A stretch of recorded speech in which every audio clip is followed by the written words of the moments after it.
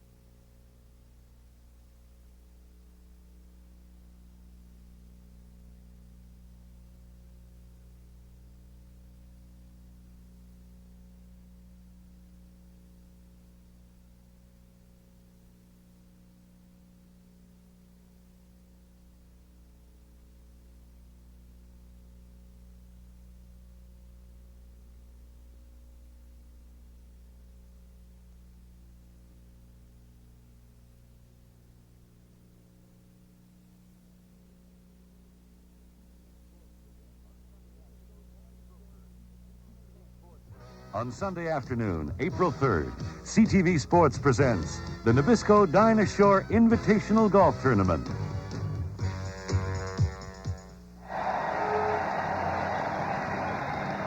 That wild excitement you hear behind us is university spirit at its finest. It's from the Student Athletic Building, University of Waterloo, as they get behind their Warrior basketball team who take on Victoria in the national championship. They'll be battling for the W.P. McGee Trophy, which is emblematic of the national championship of this country. There is no doubt that the man that sent Waterloo here, of course, is a kid named Peter Savage. Hi, everybody. I'm Ken Newlands, and isn't this a great place to be today? And Peter Savage, of course, you heard him talking earlier about the shot and watched him shoot it. Let's hear him describe just exactly how it went in. In the game against Brandon, I looked up at the clock at halftime and I saw there was still 3 seconds to go. So I decided to take a few more dribbles and take it to baseline. Hopefully I get a better shot off. And it went in luckily. So. What's the biggest challenge you have against Victoria today? Well, as you know, they have 3 All-Canadians, which we're going to have to deal with. So it'll mainly be a defensive struggle as I see it. On the other side of the court, the quarterback is Eli Pasquale, the young Sudbury High School boy, an All-Canadian, who, of course, is the quarterback, generates this team. But he, too, like Savage, believes there is no question defense is going to be the key.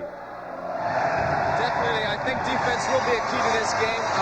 For our team, that's what we prepare for mostly against any team, and this is a championship game, and defense is something that you can have control over, while offense varies from game to game. The color man this year is a former player of the year, coach of the year. He's coached, won and lost in the national final from the University of Alberta, Brian Heaney. Brian, that crowd is going to be like the sixth man. Ken, that's right. We've got a game here that's shaping up as a history maker.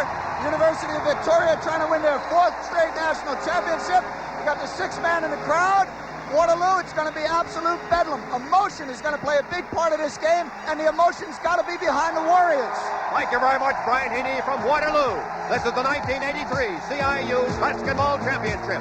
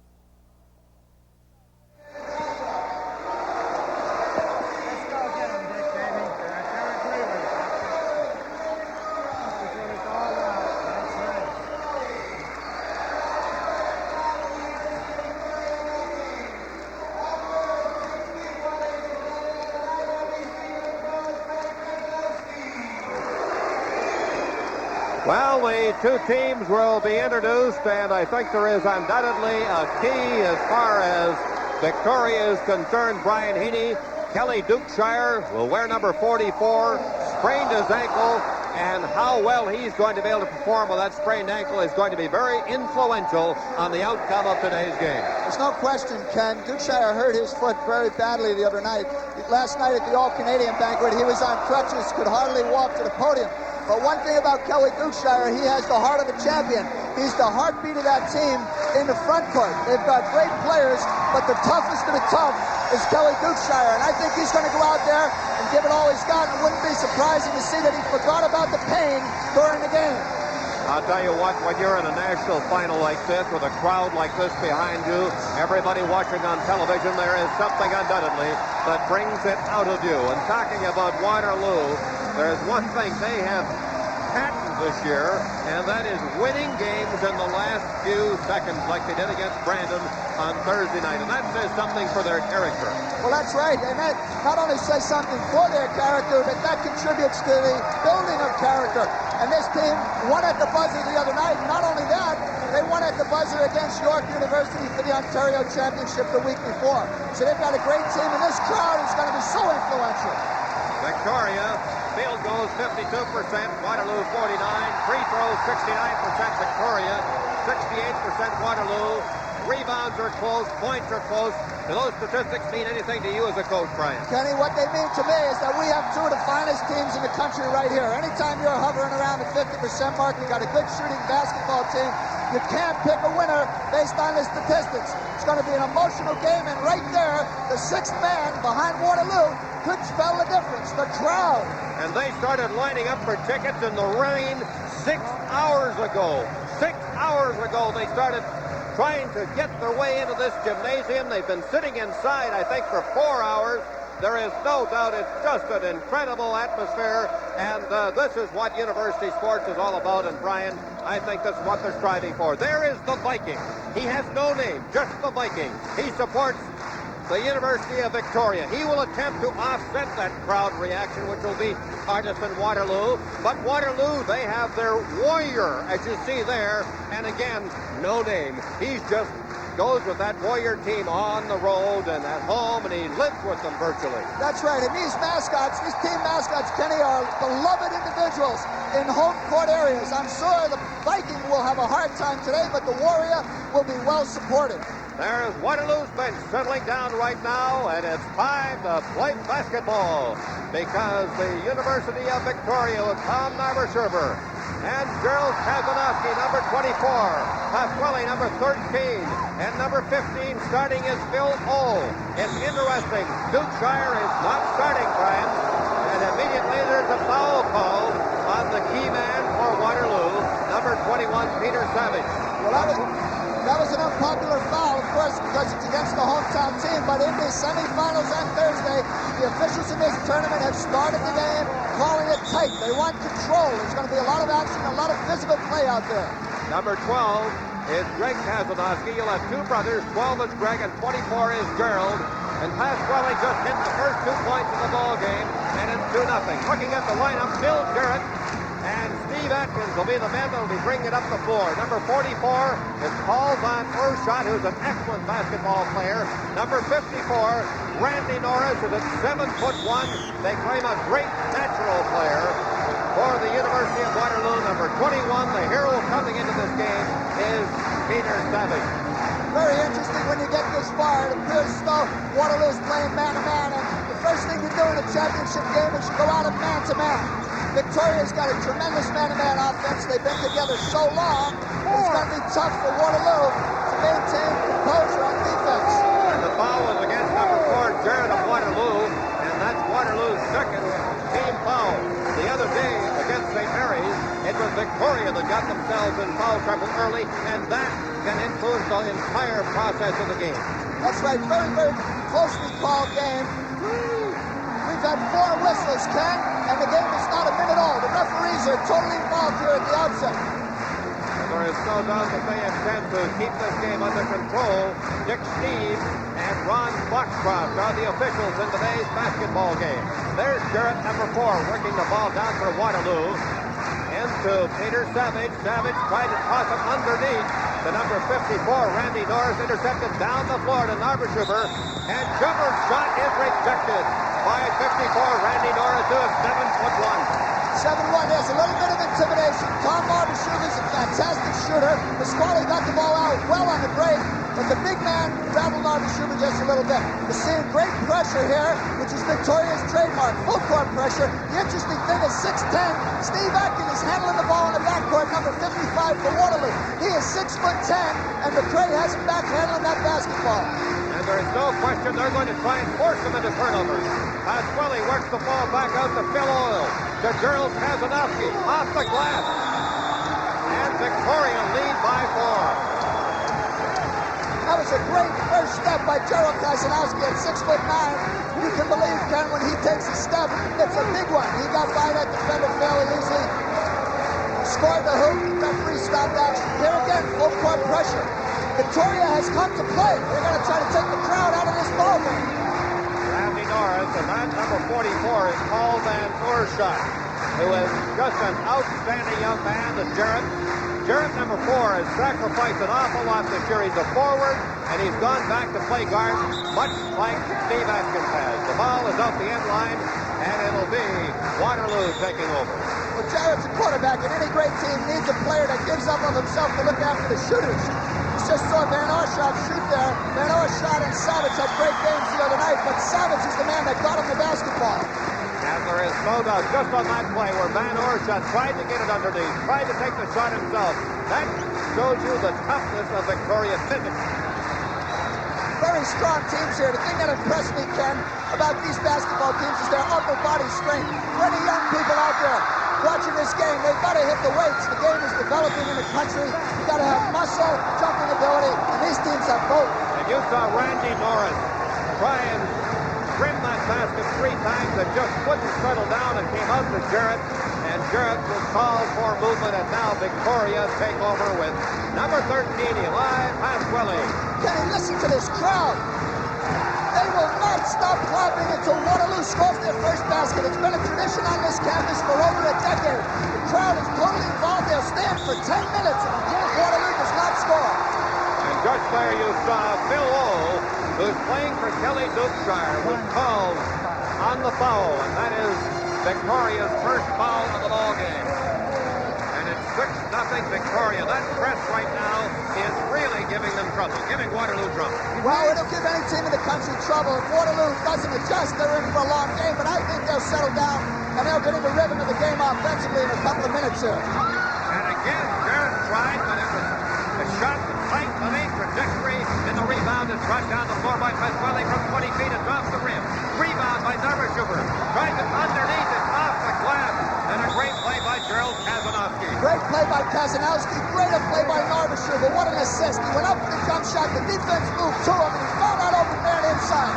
Here comes Savage, 2-on-1, and again was checked from behind, and the rebound is taken by O, and the foul is called on Randy Norris, kid from Sarnia.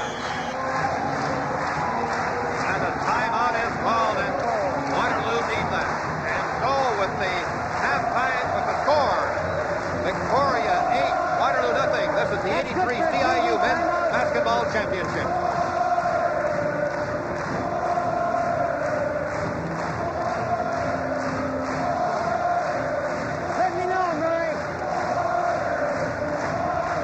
I can hardly hear you. Shout it out.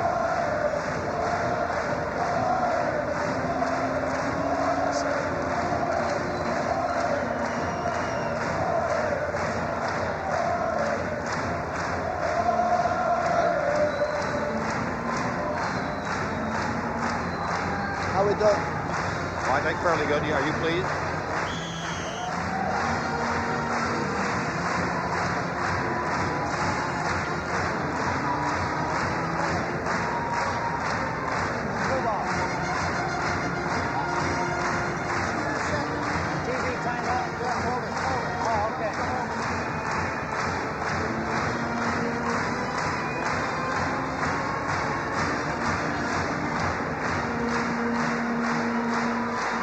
There is Ken Shields, Coach of the Year, and the fourth time he's been the Coach of the Year. What a spectacular job he's done in Victoria. He's done a fantastic job. I wonder if he's nervous. He doesn't look too nervous. Maybe he's been here so often. He's used to this. This is fantastic environment, Kenny. It's college sports at its best. Navarshore from 20 feet, and Victoria won in front by 10. Waterloo have got to settle down, and there is the man, Peter Savage, that will settle him down. That's right. You know, I always worry as a coach when we get off to a big lead because this game is a game of ebbs and flows, and momentum, no doubt, will change.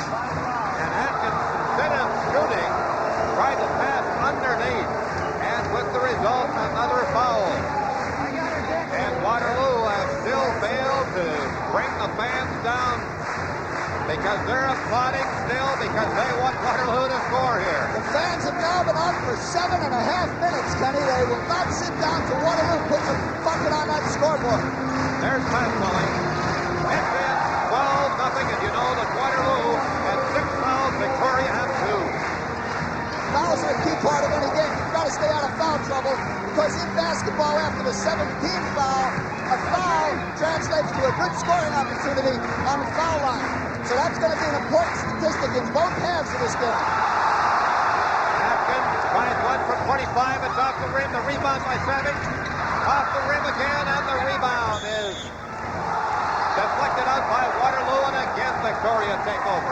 The game is just underway. It's 12-0 Victoria. Donnie McCray just jumped off the bench and gave the signal 3. Now you'll see Waterloo here in his own defense. They had to change defense. The score's 12-0. McCray is trying anything to change the momentum and the pulse and tempo of this game. So we now have Waterloo in his zone. Let's see how Victoria handles it. There's Pasquale again. A good time on the rim, and Savage is able to gather in the rebound, and back comes Waterloo. They have got to penetrate that inside game. There is Van Orshaw trying to go. Shot rejected by Gerald Kazanowski. And the official right there calls the foul. And Waterloo will take the ball in the end line. It'll be Steve Atkins, number 55, a former member of the national team. Savage, number 21. The Jared of Waterloo. Waterloo in goal. There goes Van Orshaw underneath. The shot by Norris. Randy Norris puts Waterloo on the board in 12-2 with 14 minutes left to play in the first half. The ice is now broken, Kenny. You're going to see this game pick up in its intensity right now. There was Greg Kazanowski shooting from 20 feet. And right now, Victoria are shooting the light bulbs out of that hoop. There is no doubt that they have shown a lot of points. There's another check by Pasquale. He goes in, however, it does not count. The foul is called back in the area of Jarrett. Bill Jarrett, the co-captain of Waterloo. Bill Jarrett will leave the game, and Bob Resovic will come in. Bob Resovic will wear number 10. Bob is quite a story, you know, because as far as his basketball is concerned, he had a shin fracture and missed last year, but he is a great perimeter player. Don McRae has a lot of confidence in him. The other night in the Brandon game, he brought him in down the stretch, so he has a lot of faith in his composure on the court in tight situations. Watch Victoria try and penetrate that defense. They got Atkins inside and Norris, both of them near 7 feet. And one of the things that Victoria will have to do against this zone because of Waterloo's size is make a reasonable number of attempts from the outside. The other night against St. Mary's in the semifinal, the guards almost refused to shoot, and it caused a lot of turnovers in being committed to getting the ball inside. When St. Mary's in a 1-3-1 zone, close those areas out. Going to the foul line right now is Greg Kazanowski, number 12. That's the first bad thing that happened to Victoria since they walked in this building, Kenny. That's right. You know, I talked to Ken Shields and Don McRae both prior to game time. And maybe that'll be a factor that'll help turn things around. There is Rozovic, number 10. I told you he's a perimeter guard. He's the man that can handle that ball. Already he's brought the crowd up. There's that 55. Back to Van Orsha. Van Orsha. As the crowd go back on their feet. The shot.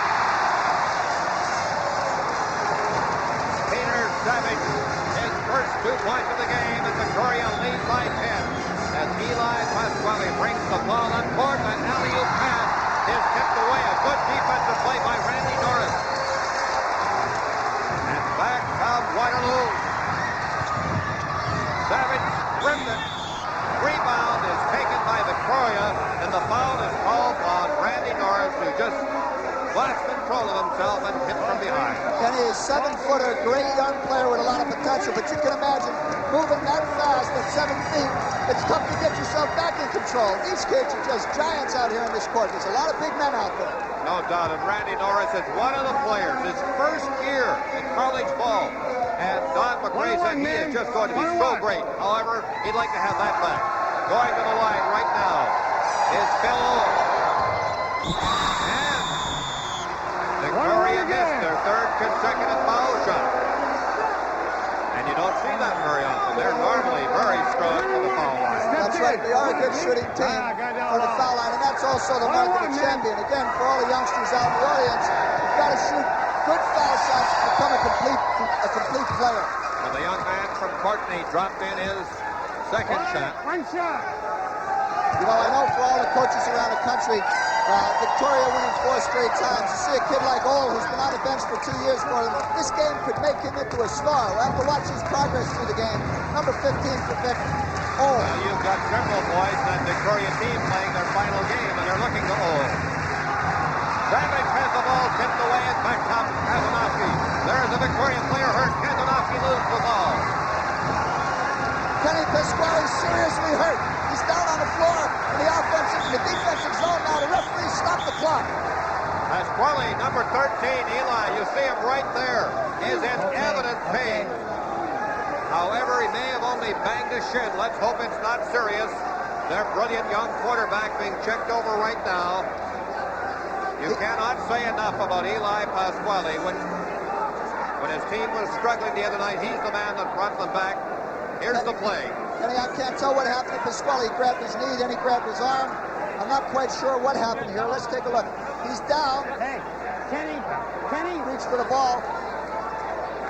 Nobody really, nobody really seemed to touch him, but I'll tell you something, he's still in pain. And Ken Shields, who has already lost Kelly Dukeshire as a starter, although he can come in, he wants to play because it's Kelly's final University of Victoria game. He sprained his ankle the other night, so this could be just such an awesome loss. But then we also go back to Victoria's incredible bench, because they have Quinn Groenheid waiting to play.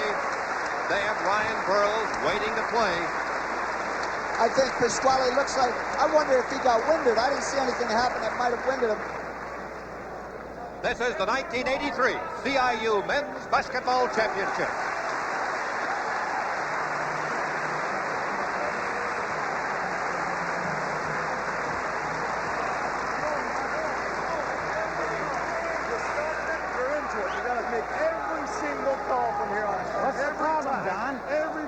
Touched, you blow the whistle on. Okay. Keep it going. You started it, and you got to do it all the time. We're committed to it. TV timeout, man. TV timeout.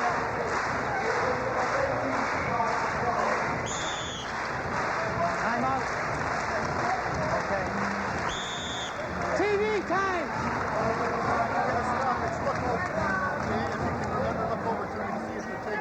Okay. TV timeout. 30 seconds. Pardon? We get 30 seconds. As long as the TV timeout's going. No. What do you think? Shot clock. Should be a full 30 because he was stopped it because he was on the floor, right? Full 30? 10?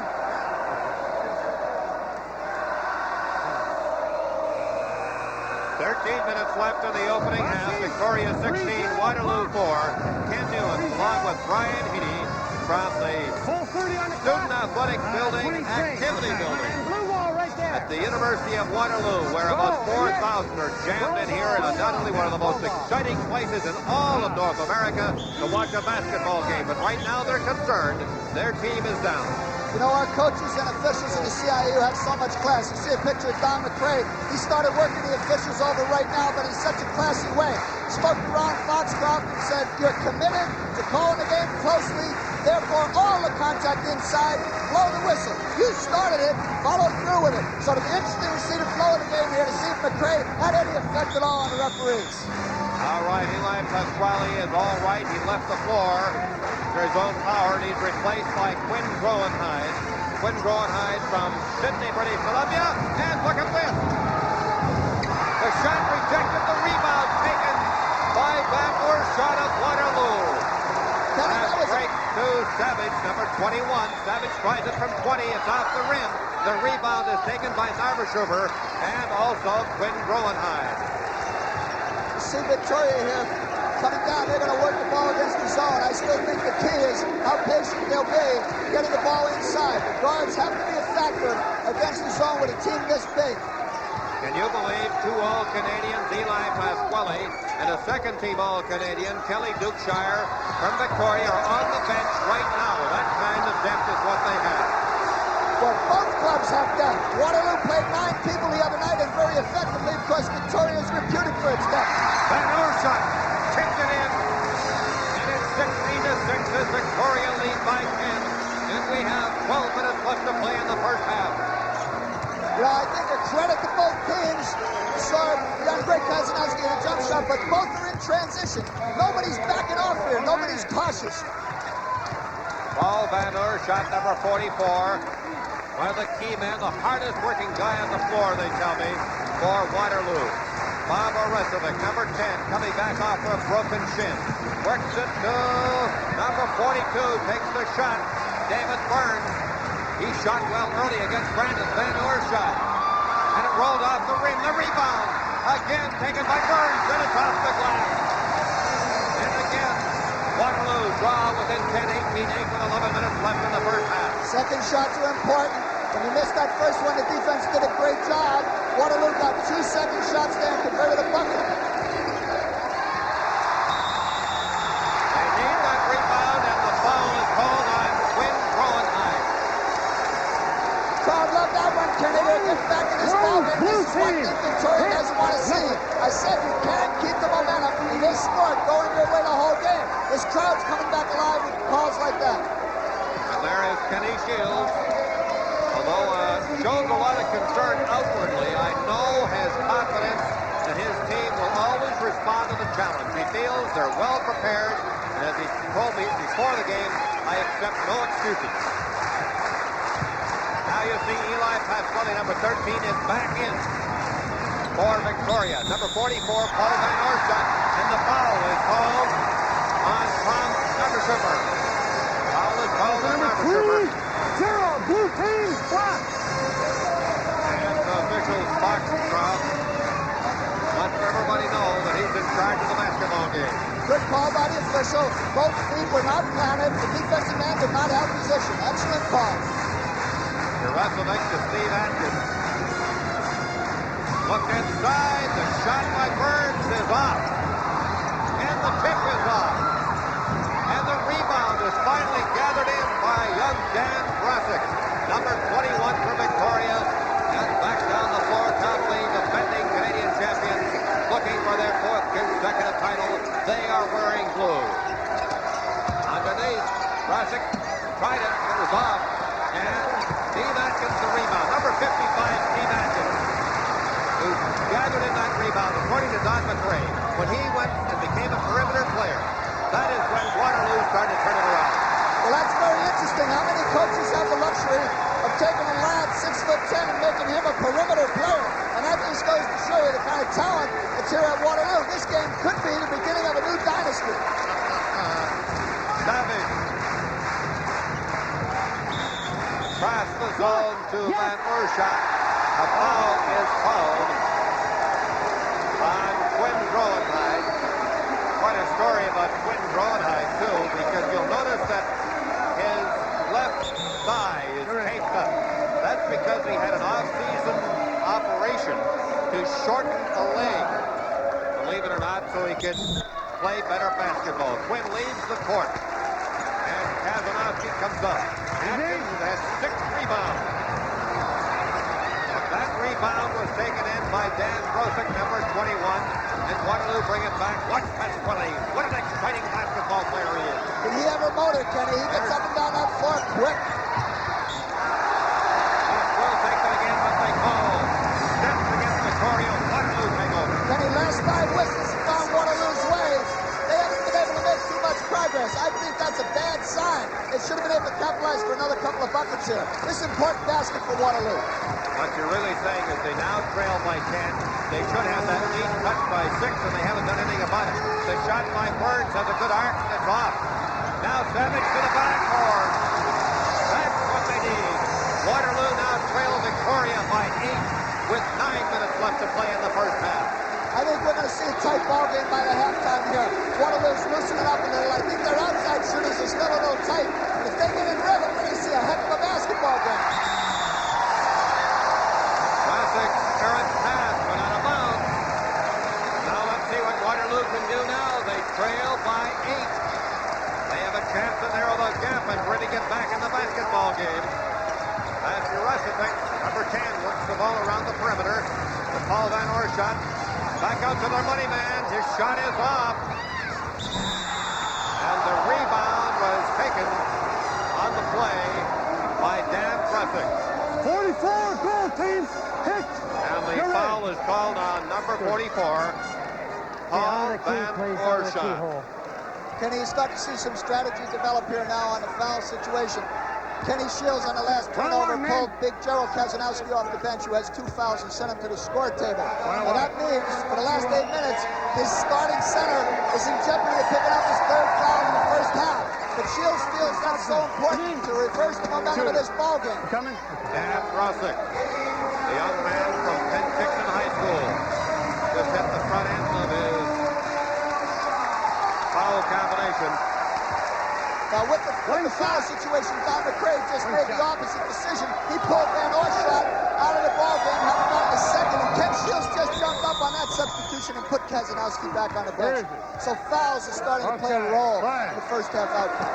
Number 33, Paul Boyce from Sudbury, is now into the basketball game for Waterloo.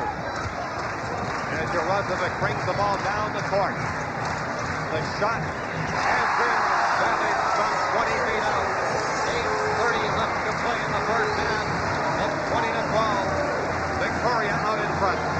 Victoria's got to get some rhythm back right here. They haven't had a good basket opportunity in the last 2.5 minutes. And a great shot by Dan Brasic from the corner. And again, Victoria lead by remind everybody, too, that Waterloo are used to playing from behind. Well, that's Steve Atkins, 55, former national team player. Great shot. what a great touch for a big man, Kenny. He really does have a great touch. I think you got to see the level of intensity pick up on the defensive end here for Waterloo. They've got the crowd with them. Virtually nobody is sitting in this gym right now. Everybody's on their feet. Waterloo has to capitalize, but Pasquale starts to put the fire on. I don't know how you take a jump shot away from Pasquale like that. He is just so brilliant from the outside. 24-14. Victoria lead. Atkins just laid it in. The big 6'9" kid from Oakville, Ontario. Played on the national team. Played at Simon Fraser, University of Calgary, but has settled down and says, this is where I want to finish up my career. He has one more year left. The shot off the glass. A great rebound on the play by Ciau. Back out to Pasquale. He rimmed it. Rebound and taken by Bird. To Atkins. To UVIC and back up Waterloo. They're doing a good job on the boards on their end if they can just start connecting with their shots at the other end. Very physical and a great effort by Blessing. He committed the foul, but he just refused to let the big man come across the key undefended. He jumped right in front of him. This is the 1983 CIU Men's Basketball Championship. Number 21 on the blue team. Okay, we got bonus yet? Okay. Not here. Okay. Now. All right. We'll talk here, all right? Not that.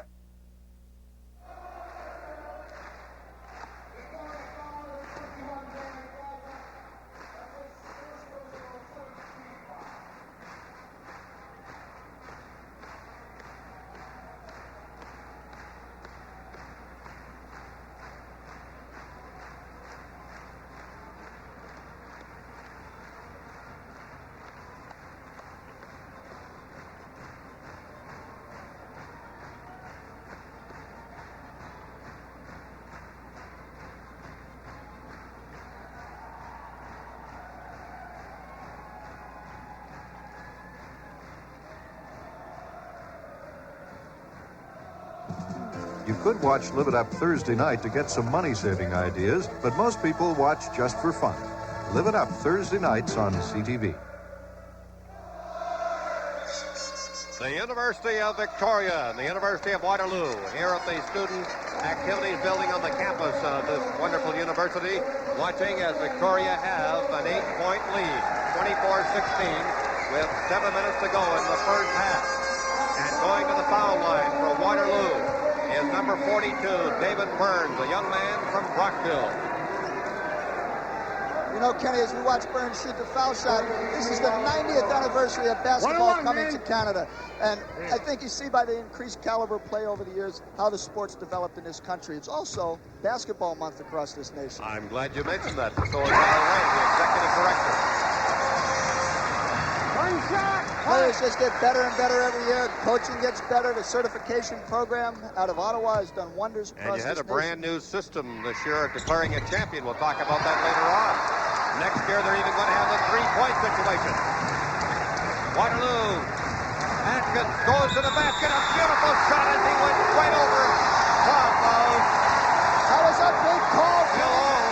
That was a big call. It could have gone either way. I think the defensive man was moving. We'll see. Oh, it's tough judgment. He might have been stopped a split second before. He maybe not, but the crowd's in the game. We are the ball game right now. Momentum is clearly Waterloo's right now. And Don McRae realizes it. He also knows that Steve Atkins has got to be as physical as he was on that last play if they intend to maintain that momentum until the conclusion of the game. That's right. It was interesting to notice during the last timeout, Kenny Ciau was up, plugging the ear of one of the officials, working the official over, trying to regain not any favors, but just awareness of what's happening on the court. Both coaches doing an excellent job in this game. They're very alert. They're very into the ball game. 6'10", Steve Atkins on the line. And that 10-point lead is now shriveled to only 4 points. Now we'll see change of defense here from the last time out. Waterloo went from a 1-3-1 zone into a 2-3 zone. You can see the two guards up around the foul line area.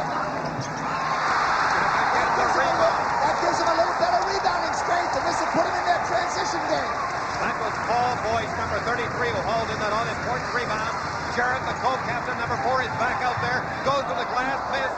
The rebound is taken by Victoria. And back comes Eli Pasquale, the Victoria Viking. Trying to work himself free for a shot. Back out to Greg Kazanovsky. Kazanovsky's shot is off, and the rebound again by Fern. With 6 minutes left to play, Waterloo back down the floor. Boyce pumps it back out to Savage. Savage to Bill Jarrett, number 4, the top of the key. The crowd stand. It's Atkins underneath.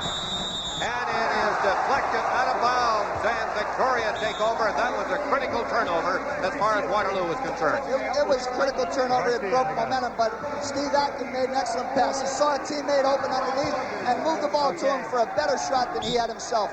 That kind of teamwork is what puts teams like this in a national championship final. We have just under 6 minutes left to play. 24-20, Victoria leading Waterloo before this jam-packed, highly partisan crowd here at the Waterloo Gymnasium. There is Kazanovsky, and it goes out of bounds. Waterloo changed up their defense again, Kenny, the other night. They went to this defense in a very crucial situation. It's a matchup, and they run Jarrett across the baseline, man-to-man on Marvin Schubert, the best shooter in the forward slot for Victoria. Here we see the pressure. Victoria relentless in extending the pressure against the Warriors. Now look at Victoria underneath the Savage. Savage against Pasquale. It's in and out. Savage. It's in. The lead has swept to 2 points. Listen to that crowd. Second shot, transition basketball. There's not a more exciting event in the country right now. Kenny, this place is just hopping. Emotion is at a fever pitch. What a great game. No question about that. Pasquale, the man that usually settles Victoria down. The shot is off. The rebound by Gerald Kazanovsky underneath, and his pass went awry. And right now, Victoria are flustered. The crowd's in the game. Kenny Shields needs a timeout. He's had 4 turnovers than a Baker right now. This is the 1983 CIU Men's Basketball Championship. Another number. Who called it? Huh? Who called it? No idea. Kenny, I got the Academy Award down here. I really did. We got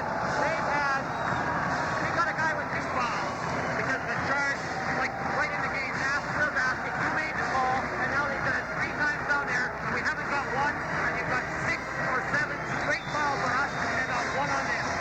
Academy Award down here. All I want you to do is call it both ways. Okay.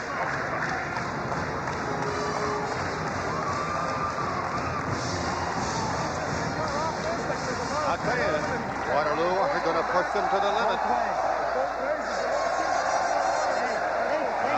I really don't care. It's going to be a great game.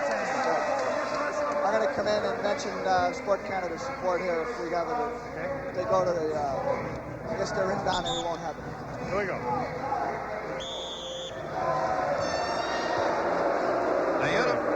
The University of Waterloo, clad in the gold uniforms, have the ball at the end line. They now trail by 2 points, 24-22, with 4.5 minutes left in the first half. They trailed at one stage by 10. They're trying to work against that press of Victoria's, and they bring it down the floor. That is Steve Atkins, has been outstanding. The shot is off the rim, and the rebound taken by Gerald Kazanovsky. Back comes Pasquale. Pasquale to the top of the key. Now slows it down, puts things over, decides to go to the basket, and rims it again. That's his 4th straight rim shot. I'll tell you, Kenny, Victoria is very cold now, and I think now maybe strategy for them has to be to get back inside with the ball. The guards have loosened up. They've worked on offense from the outside, but they got to get back inside and hit that foul line. Have your Reichenbeck to Peter Savage, number 21. Savage to the top of the key, touches it up, and in. We have a tie game with 4 minutes left to play in the first half. Savage is a great player. If any man can do it and lead his team back, Savage can do it. Milo, number 15, to Kazanovsky. To Groenheim. Quinn goes up. The shot is off the rim. Number Sherman lost the rebound. Pressing effort is number 10 of Urasovic. And number 33 makes a great hook shot.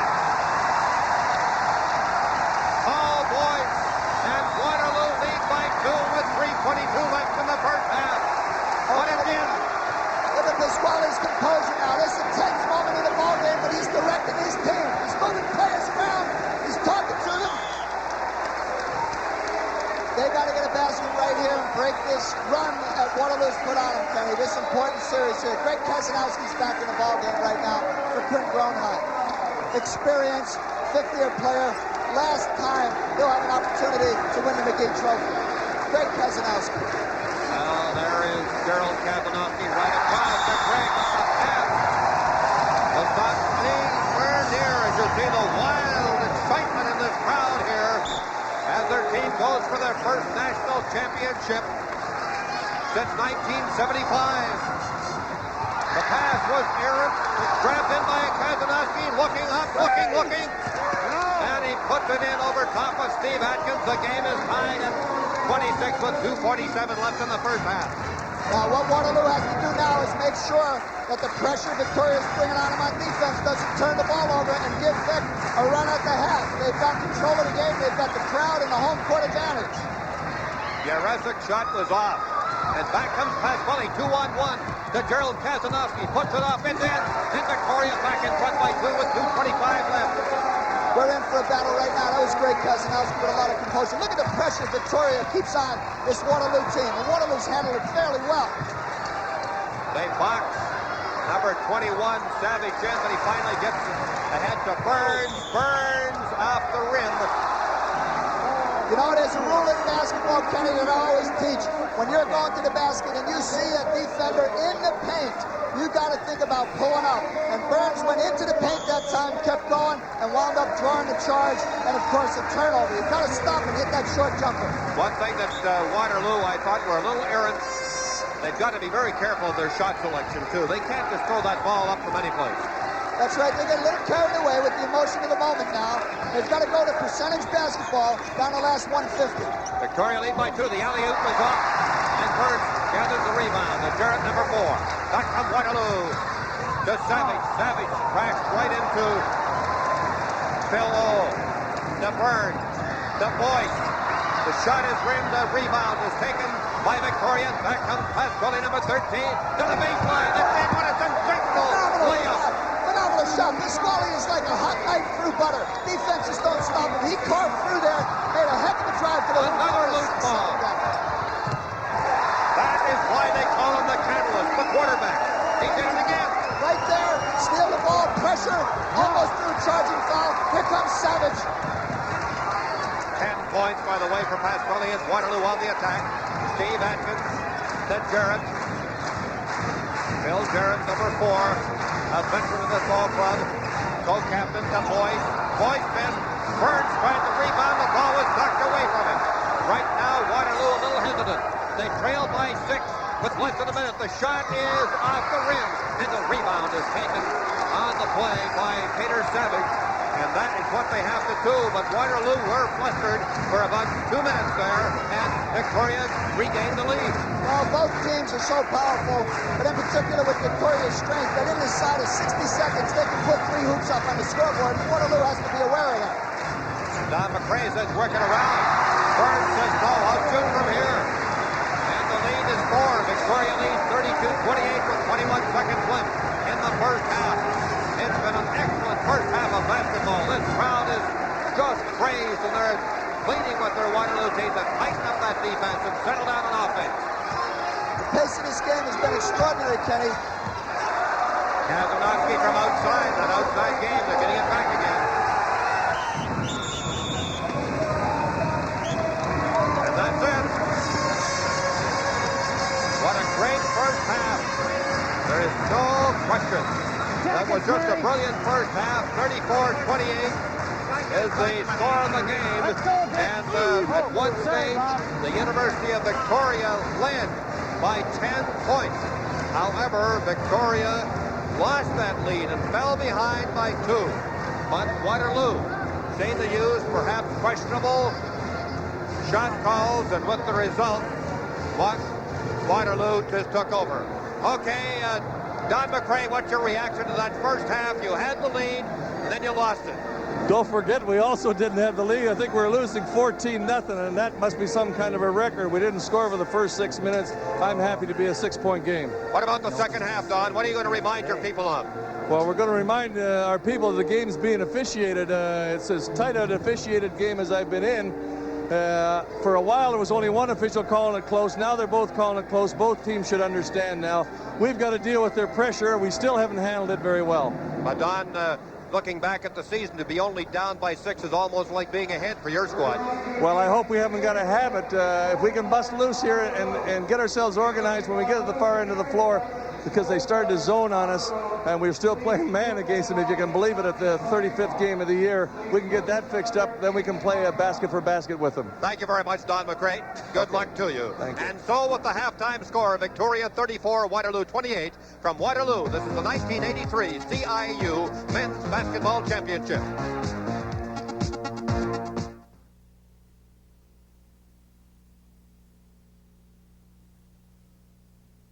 I thought Brian was going to do that interview from the corner.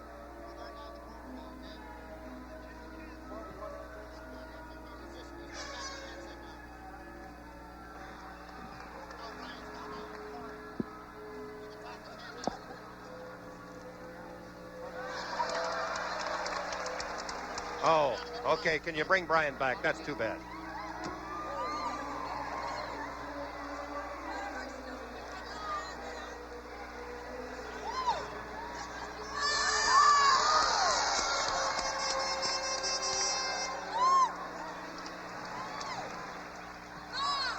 I'm sorry they changed their mind. I didn't realize that's what they're going to do. However, I guess they'll do the same thing with Shields. You put your headsets on, and he wants to talk to us. Dave, Brian's here now. Yeah.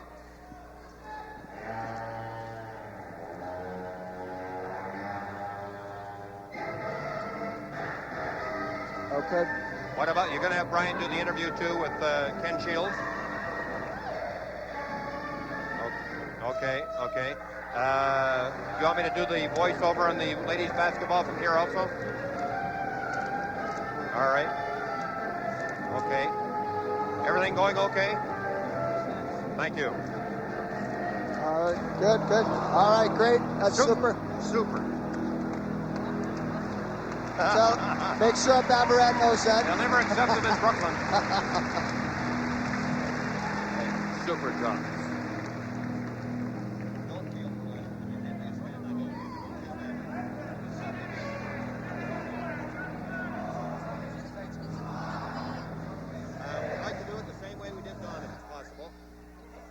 Judy, like to do it the same way we did Don.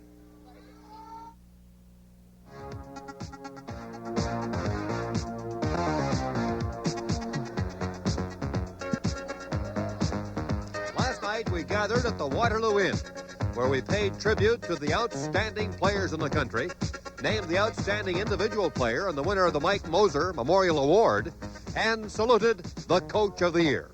Mrs. Elizabeth Chard, president of the CIAU, certainly pleased with the gathering.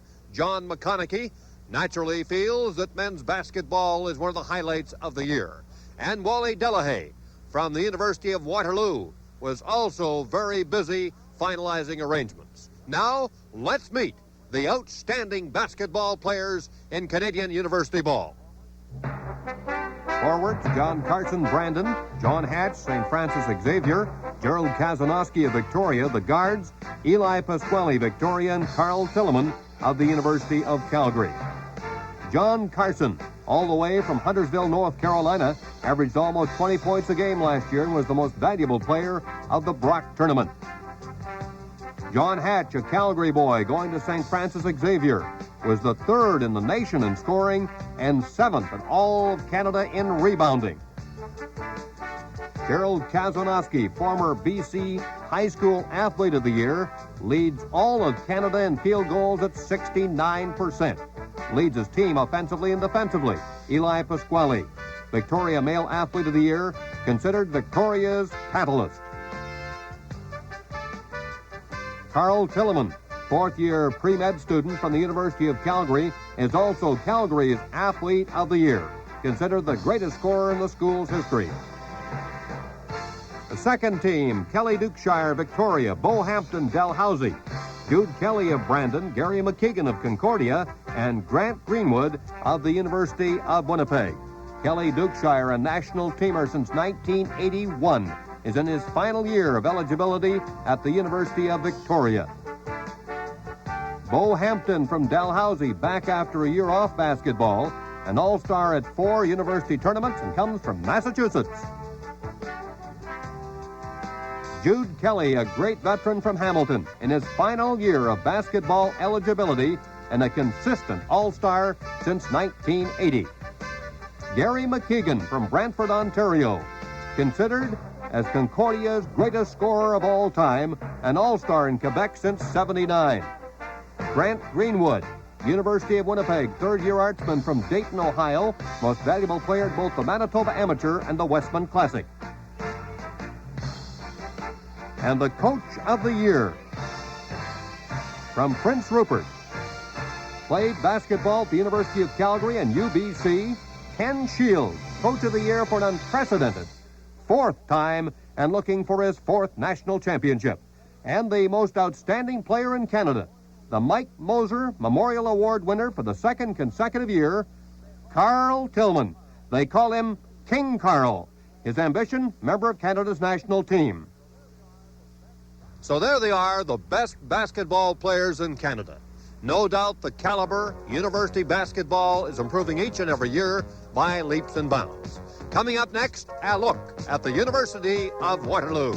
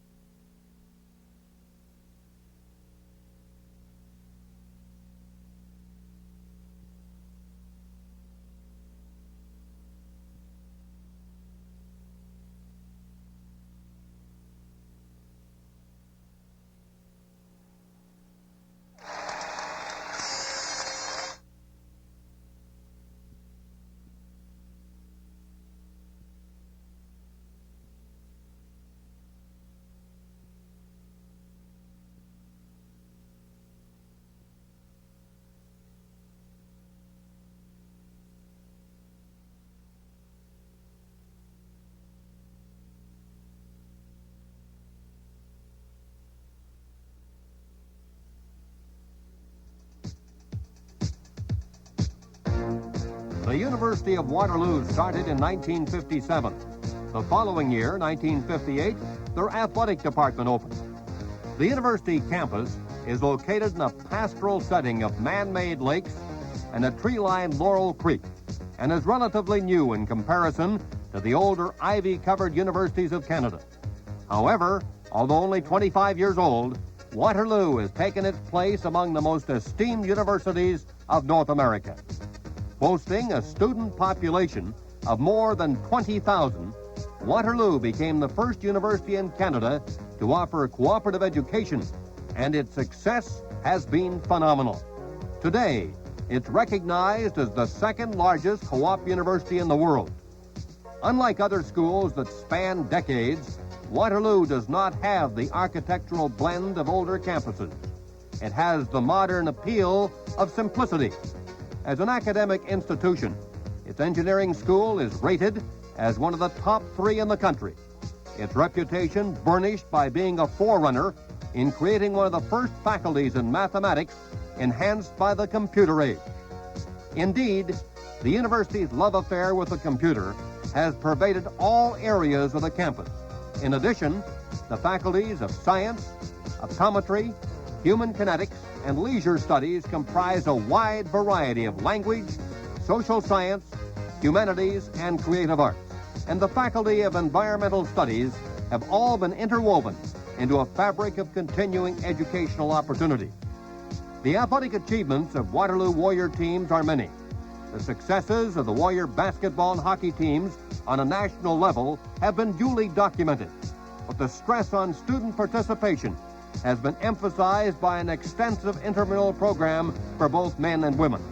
The university motto is Concordia Cum Veritate, or harmony with truth. Harmony and truth, fundamental principles that underlie Waterloo's founding and that continue to support its progress. At Waterloo today, the championship goes on, and we'll discuss the first half of basketball action in a moment.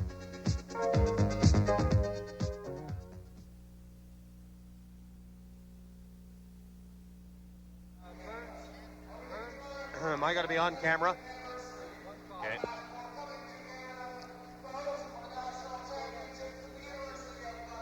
$34-28.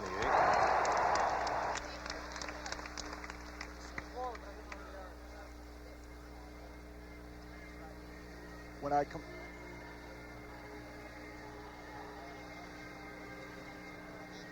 come on, you want me over this way, or you want me to turn this way like we turn that way? All right.